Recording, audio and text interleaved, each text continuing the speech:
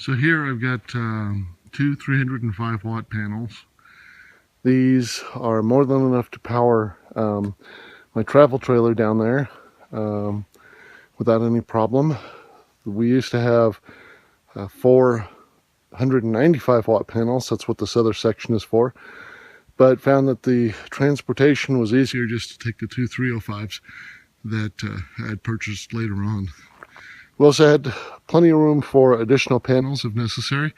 And actually where my truck is parked over there now is where my uncle's motorhome used to be parked. So basically with the 495 watt panels, we were powering both my travel trailer as well as my uncle's motorhome. He has since bought his own property and does his own thing now. So, but these two panels provide more than enough power for daily use. For those wondering what you do at night, other than watch the stars and listen to the critters roam around, there's a satellite service called FTA, free to air, and it's using a motorized dish and points to upwards of 20 different satellites. Look up FTA if you want to know more about it. Most of the stations are foreign, but you can get NBC and a few others, but it's better than nothing, and you'll be amazed at what you can find out there. It's pretty good. And again, that's FTA, free to air satellite. To handle water needs, because most RVs just don't have large enough tanks, under this cover is a tote tank. Those are those big 250 and 300 gallon tanks that have the metal cage around them. Inside this trailer is one of those, and in rural areas such as outside of Pueblo, Colorado, you can actually go into many of the towns and they have a water system that you can fill up these tanks. You do have to sign up for it, and it helps to have property or something like that around, but the tank then is full of fresh, clean water right out of the ground and purified and all that stuff, just like drinking water. And then I run a hose inside my shed, which then pumps the water in to the trailer. And just to give you an idea, I also have two reserve tanks. This catches rainwater. This is non-potable, but unless you boiled it, but it helps me out when I need water for other things like washing the truck or washing things down. You don't have to use your drinking water. This might look like a sewer pipe, and it's actually a PVC pipe that is laid on the ground. I've got my water and my electrical running through this, as well as my cable from my satellite dish into the back of the trailer here. I put this down because out here in the middle of nowhere, you have cows that are what's called open range. They're allowed to wander anywhere, and if they step on those cables or that water pipe, you may end up with a bigger problem than you want. So remember to protect things like this when you're out in the middle of nowhere. My uncle and I also built a shed to store things that we don't need to necessarily take back at the end of the season. Small little shed. You can pick these up at Home Depot and such like that. They're easy to construct. I wanted protection for my truck, so I got myself a $100 awning from Harbor Freight, which works really well. It's been out here all season and there's not a hole in it, so it's worked really well for us. We also set up a tower, and that's for any type of radio system we want to add on later on.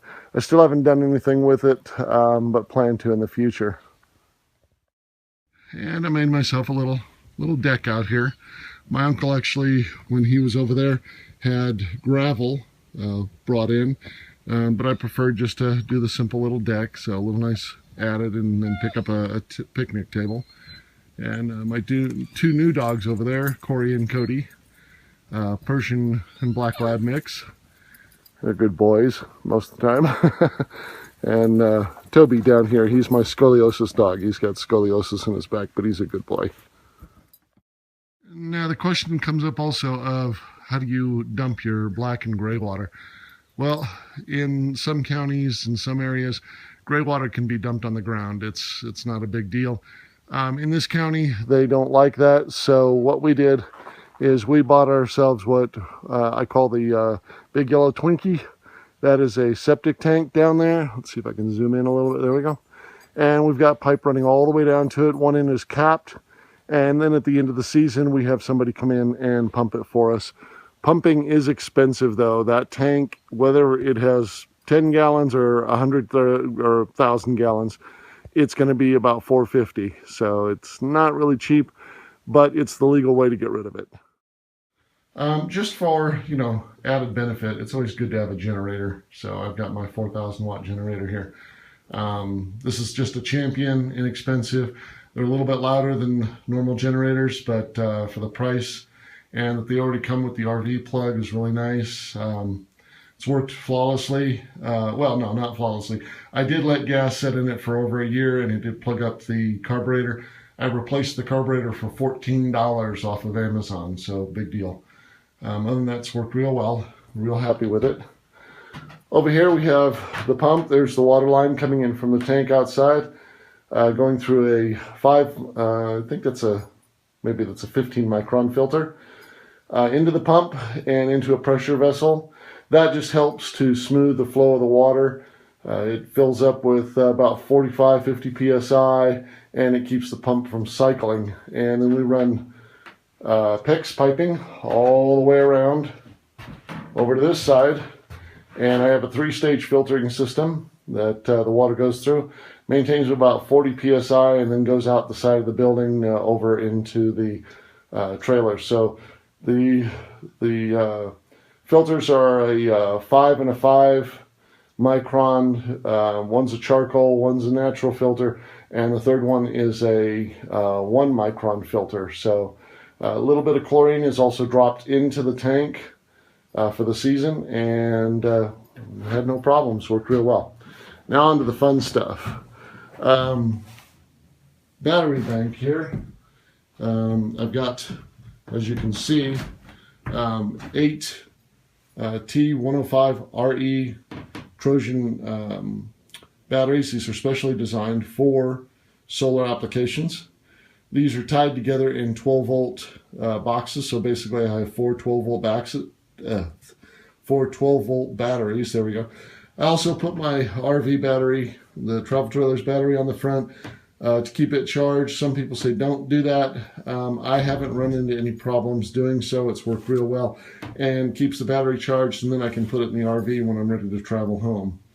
I'm going through a 200 amp fuse, 250, I'm sorry, right there. And then I've got my switch, cutoff switch, so I can shut everything off if I have any problems. These come up to a charge controller.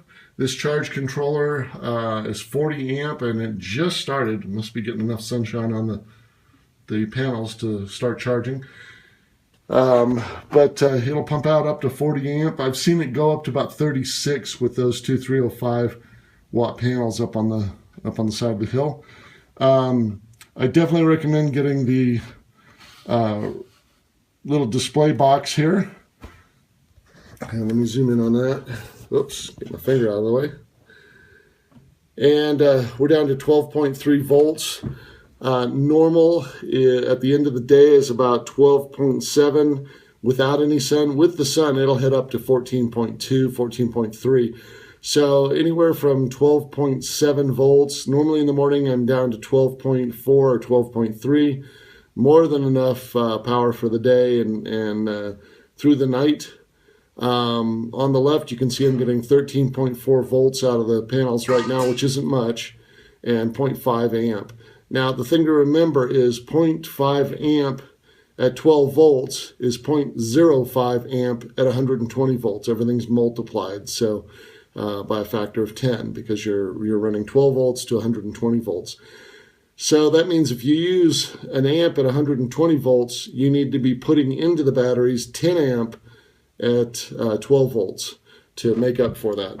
I also have a 200 amp 40 amp fuse there, as well as a cutoff there.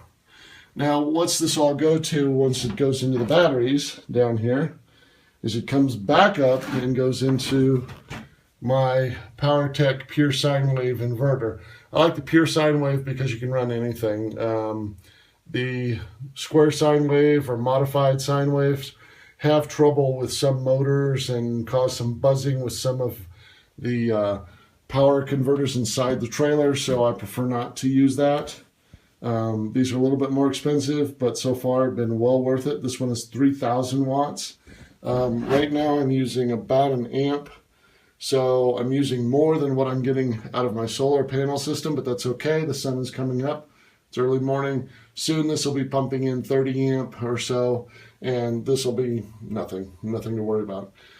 Prior to this unit, which is pretty big, I mean it's fairly hefty, I was using a Ramson 1500 watt and inverter, and I like this one. It works really well. I like that it had the voltage and wattage usage display on the front. I never had a problem with it. The only reason that I went with the 3,000 watt is that I wanted to run my microwave, and the 1500 watt didn't have enough power to actually start the microwave, though it has enough power to run it. When you initially start up a lot of appliances, the amount of current they use to get going is pretty high, and this unit does it, where the Ramson would not run the microwave. It ran everything else. Ran the refrigerator, which is AC. In my travel trailer, it is not 12 volt or propane, it's pure AC. And it ran the freezer, which is a separate unit, also AC. And everything else. The only two items it wouldn't run was the air conditioner, which even this one won't run. The startup is just too high, and the air conditioner is pretty old. But the air conditioner and the microwave is the only thing this wouldn't run. If you don't need those, this is plenty fine. It worked quite well. But I like the microwave, so I upgraded to the 3,000 watt. This system, with conservative use and this many batteries, will run my system for about 2 days. So if I had good sunshine, a high charge, everything was good, and then 2 days of cloudiness, after that I would probably need to pull out the generator and use it instead until I can get a charge on the batteries again. But overall, that's it. It works like a champ. I've had no problems with it. In fact, I even pulled my trailer in to the campsite here on my property. When was that? That was June, May and June, just the end of May and early June, and parked it here, and it's been here ever since. And the power has been hooked up and running perfectly ever since then. I haven't had to do a thing to it, and that even means when I left to go back to work, because I've only got a week vacation every now and then like everybody else, I left everything connected up.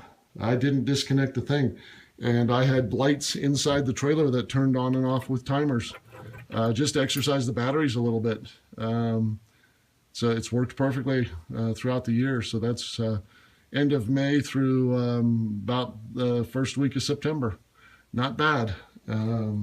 So you can set up a power system, you can set up water, you can set up your sewage and all that, and live off grid without any problem at all. The only thing I need to go into town for is to fill the water for the tote tank, and also to fill up propane for the stove. That's it.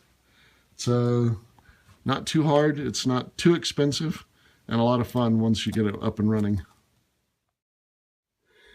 Here's what I was talking about before, about the current and how it works compared to 12 volt to 120 volt. So at 13.4 volts, I'm putting in 23.1 amp into the batteries. That amounts to 2.3 amp at 120 volts. So on my kilowatt meter here, let's see if we can get it. There we go. I'm using 1.71 amp at 120 volts. So what that means is I'm putting more into my batteries than I'm taking out, which is a good thing. You can see the solar panels are producing 67 volts at 4.6 amp. And then what the controller is doing, the tracer here, is it's using the MTTP, I don't know what you call it, the logarithm, the adjustment, and boosting that up so I don't lose power above 12 volts. It's converting that over into current, which is going into the batteries. Much more efficient than the what's the other one? PW something or other. Anyway, big difference in how it's putting out power and how it's putting it back into the battery. Big thing to know here is right now the sun is not even directly on the panels. It's only about 35 degrees onto the panels. So by the time it reaches noon, this should probably be up around 35 amp or so.